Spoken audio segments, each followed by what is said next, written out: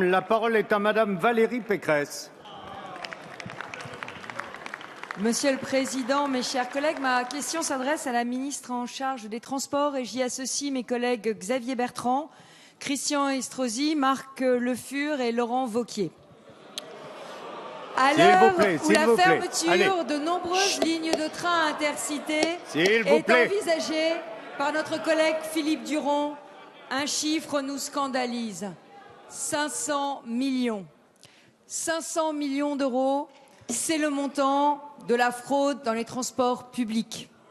Cette fraude est le symbole même de l'injustice parce que ce sont les usagers et les contribuables qui payent pour les fraudeurs. Alors, la SNCF l'a bien compris, mais son volontarisme se heurte à une dure réalité.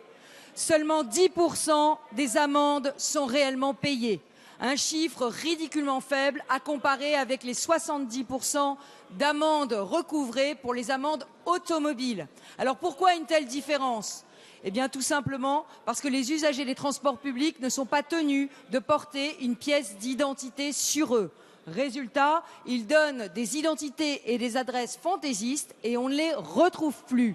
Les contrôleurs sont impuissants et deviennent de plus en plus démotivés. Pourtant, il faut une pièce d'identité pour prendre l'avion.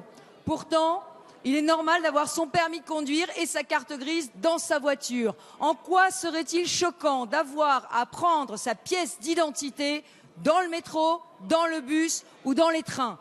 Les Français qui payent leur transport n'en peuvent plus de voir tous ces fraudeurs qui ne sont jamais sanctionnés.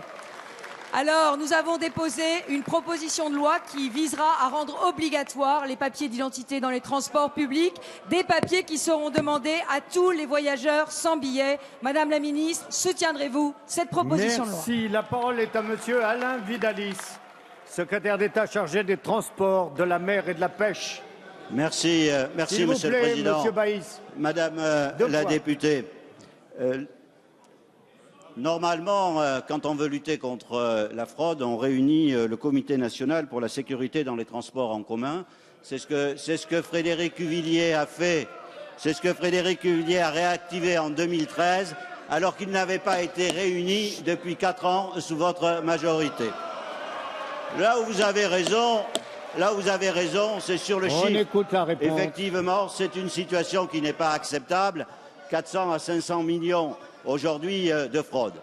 Le gouvernement a pris des dispositions et avec Bernard Cazeneuve, nous avons mis en place un certain nombre de mesures que je veux rappeler, vous avez raison, à votre interrogation. D'abord, l'octroi d'un droit de communication qui sera ouvert aux opérateurs pour leur faciliter l'identification des fraudeurs en lien avec l'administration. L'abaissement de 10 à 15 du nombre d'infractions successives caractérisant le délit de fraude d'habitude.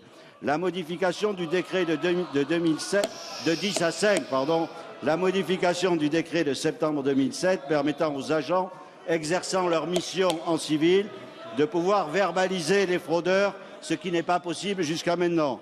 Faire de la vente à la sauvette dans les lieux de transport, un délit. J'ai décidé de modifier le décret du 22 mars 1942 pour simplifier la revalorisation de l'indemnité forfaitaire. Certaines de ces mesures supposent une modification législative. Il y aura une proposition de loi qui sera soumise à votre Assemblée. En ce qui concerne votre proposition de rendre obligatoire la présentation d'une pièce d'identité, je souhaite que vous ayez réfléchi à la question constitutionnelle et nous aurons le débat que porte une telle initiative. Il me semble que ce sujet est suffisamment sérieux pour échapper à des propositions à l'emporte-pièce qui obéissent à un contexte préélectoral. Merci, Monsieur le Ministre.